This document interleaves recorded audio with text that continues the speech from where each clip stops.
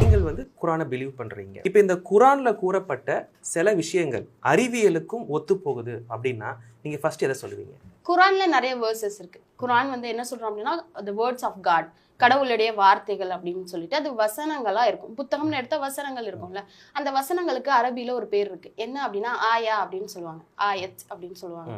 அந்த ஆயத்னா என்ன அப்படின்னா சயின்ஸ், அடையாளங்கள் அர்த்தம். SIGN science. ஸோ அந்த அடையாளங்கள். இன்னொரு பேர் வந்து மிராக்கிள்ஸ் அப்படின்னு சொல்லுவோம். அந்த ஒவ்வொரு வசனமே ஒரு அடையாளம், ஒரு அதிசயம். எதற்கான அடையாளம் அப்படின்னா கடவுள் இருக்காரு அப்படின்றதுக்கான அடையாளம்.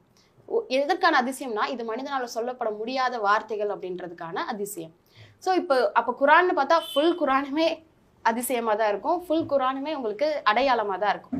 அதில் குறிப்பாக சில விஷயங்கள் என்ன அப்படின்னா அட்வான்ஸ் சயின்ஸை பேசணும். நம்ம பழைய சயின்ஸ் கூட கிடையாது, ரொம்ப அட்வான்ஸ்டு சயின்ஸை பற்றி பேசணும். இப்போ ஒரு மனுஷன் வந்து ஃபிசிசிஸ்ட் இருக்காரு அப்படின்னா அவருக்கு வந்து கெமிஸ்ட் பற்றி நாலேஜ் இருக்காது, டீப் நாலேஜ் இருக்காது. ஜென்ரலாக நாலேஜ் இருக்கும், டீப் நாலேஜ் இருக்காது. PhD லெவல் பண்ணவங்களுக்கும் ஒரு ஃபிசிசிஸ்டுக்கும் கண்டிப்பாக டிஃப்ரென்ஸ் இருக்கும்.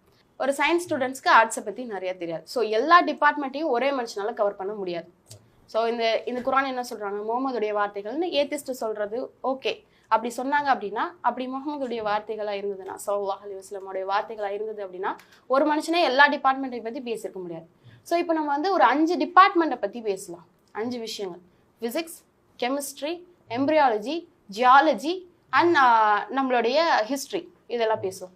ஃபிசிக்ஸ் தெரிஞ்சவங்களுக்கு கெமிஸ்ட்ரி தெரியாதுன்னு சொன்னோமா? ஃபிசிக்ஸில் பிக் பேங் தியரி எப்போ கண்டுபிடிக்கப்பட்டது? 1930களில். அப்போ தான் வந்து பிக் பேங் தியரியை ஃபிசிசிஸ்ட் கண்டுபிடிக்கிறாங்க. என்னன்னா இந்த பூமி, இந்த யூனிவர்ஸ் எல்லாமே ஆட்டோமேட்டிக்காக இருந்தது கிடையாது.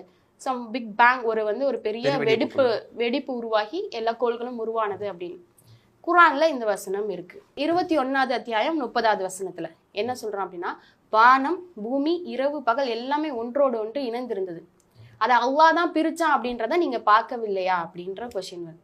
ஸோ வானம், பூமி எல்லாமே ஒன்னாதான் இருந்தது, அதை செப்பரேட் பண்ணி பிரிச்சு எடுத்த அதுக்கப்புறமா தான் பிரிச்சு எடுக்கப்பட்ட பிறகுதான் இந்த உலகம் வந்தது அப்படின்ற ஒரு விஷயம். ஸோ அந்த பிக் பேங் தியரி வந்து இப்போ 1930களில் கண்டுபிடிச்சது. எப்படி 1455 வருஷத்துக்கு முன்னாடி ஒரு மனிதனால சொல்ல முடியும்? யார் சும்மா ஒரு பேச்சு வாக்கில் இதெல்லாம் சொல்லிட முடியாதுல்ல. ஸோ ஃபிசிக்ஸ் வந்து இன்னைக்கு இருக்க அட்வான்ஸ் சயின்ஸுக்கும் குரானுக்கும் எந்த ஒரு மாற்றமும் இல்லாமல் இருக்கு அப்படின்றதுக்கான அடையாளம் எது? கெமிஸ்ட்ரி பார்த்தோம்னா மினரல்ஸ் தெரியும் நமக்கு, தனிமங்கள் அதெல்லாம் வரும், உலோகம், தனிமம், அந்த மாதிரி விஷயங்கள்லாம் வரும். ஸோ 1923 சம்திங், 23 to 25 என்ன கண்டுபிடிக்கிறாங்க அப்படின்னா, இந்த இரும்பு தனிமத்தை நம்மளால உருவாக்கவே முடியாது. ஒரு இரும்பு ஃபெரஸ் அப்படின்ற ஒரு அயன் உருவாகணும் அப்படின்னா அதுக்கு தேவைப்படக்கூடிய ஏற்புடைய கொள்நிலை எவ்வளவு இருக்கணும் அப்படின்னா 100 மில்லியன் டிகிரிஸை விட அதிகமா இருக்கணும் ஒரு இரும்பு தனிமத்தை உருவாக்குறதுக்கு. அப்போ என்ன சயின்டிஸ்ட்லாம் ஃபைண்ட் பண்றாங்க அப்படின்னா, இது எங்கோ ஸ்பேஸ்ல இருந்து வந்திருக்கு, ஸ்பேஸ்ல இருந்து இந்த உலகத்துக்கு இரும்பு வந்திருக்கு அப்படின்னு. குரான்ல அந்த வசனம் இருக்கு. 57வது அத்தியாயம் 25வது வசனம். ஹதீத் அப்படின்னே இந்த அத்தியாயத்துக்கு பேர், இரும்பு அப்படின்னே, இரும்பு தான் அப்படின்ற டாபிக்லேயே அந்த அத்தியாயம் இருக்கு. என்ன அப்படின்னா, இரும்பை நாம் இறக்கினோம் அப்படின்னு வரும். இரும்பை நாம் இறக்கினோம், அதாவது வேற எங்கேயோ இருந்து வந்து பூமிக்கு இறக்கினோம், அதுல உங்களுக்கு நிறைய பயன்கள் இருக்கு அப்படின்ற வார்த்தை வரும். ஸோ இரும்பு அப்படின்றது இங்க உருவானது இல்லை, வேற எங்க இருந்தோ வந்தது அப்படின்றத 1455 வருஷத்துக்கு முன்னாடி எப்படி சொல்ல முடியும்? ஸோ ஃபிசிக்ஸோடைய இன்டெப்தா இருக்கட்டும், கெமிஸ்ட்ரியோட இன்டெப்தா இருக்கட்டும். தென் பயாலஜிக்கு மூவ் பண்ணலாம். பயாலஜின்னு வரும்போது எம்ப்ரியாலஜி. பயாலஜியில நிறைய விஷயங்கள் நம்மளே பேச முடியும். உடல் உறுப்புகளை பத்தி பேசலாம், மனிதனுக்குள்ள உறவுகளை பத்தி ஈஸியா பேசிடலாம். எம்ப்ரியாலஜியை பத்தி ஈஸியா பேச முடியாது. கரு எப்படி உருவாகுது, ஏன்னா அது கண்ணுக்கு தெரியாத விஷயம். ஒரு தாயோடைய கருவுக்குள்ள உருவானது.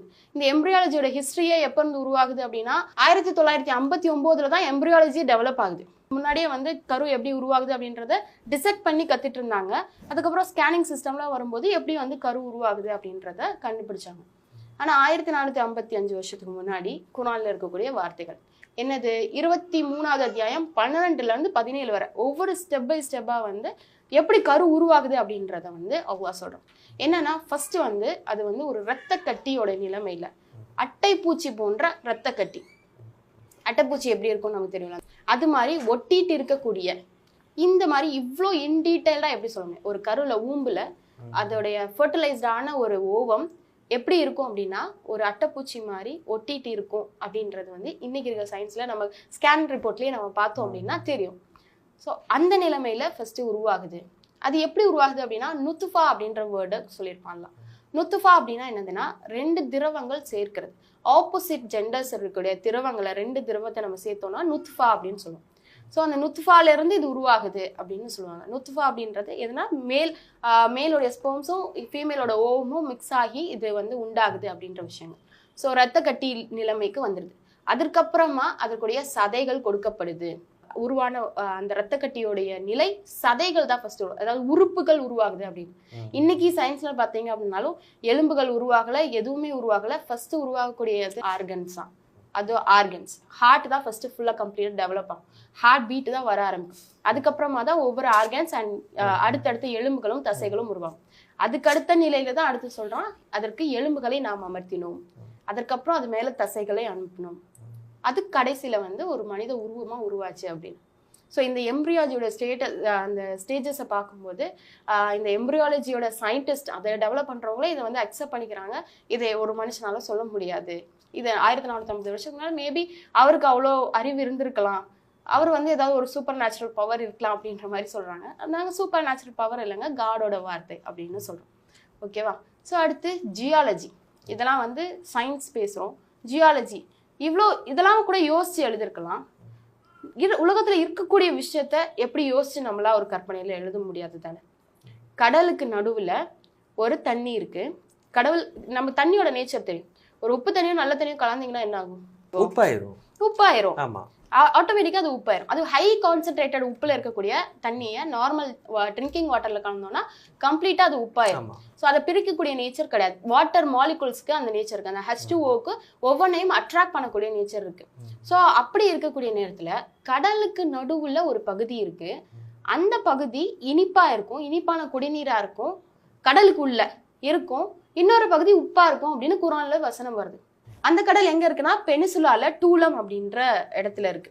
ஒரு மெக்சிகோல இருந்து 15 கிலோமீட்டர் தாண்டி கடலுக்குள்ள போகும்போது 150 அடி ஆழத்துக்கு கீழே, கடலுடைய 150 அடி ஆழத்துக்கு கீழே ஒரு ரிவர் ஓடுதான். நல்ல தண்ணியில இருக்கக்கூடிய ரிவர். அதை அந்த குர்ஆன்ல அல்லாஹ் சொல்லியிருக்கான், இந்த மாதிரி அதை பிரிக்கக்கூடிய ஒரு திரையை நாம் அமைச்சிருக்கோம் அப்படின்னு. நல்ல தண்ணியாவே இருக்கும், நீங்க குடிக்கிற மாதிரியே இருக்கும், உப்பு தண்ணி இருக்கும், அது ஒன்றோடு ஒன்று கலக்காது அப்படின்னு குர்ஆன்ல அல்லாஹ் சொல்றான். 25வது அத்தியாயம் 53வது வசனத்துல. ஸோ இதெல்லாம் பார்த்துட்டு இன்னமும் வந்து இது வந்து யாராவது கற்பனை பண்ணியிருப்பாங்க அப்படின்னா இது மாதிரி நிறைய அடையாளங்கள் இருக்கு. குர்ஆன் முழுக்க இந்த மாதிரி அடையாளங்கள் இருக்கு.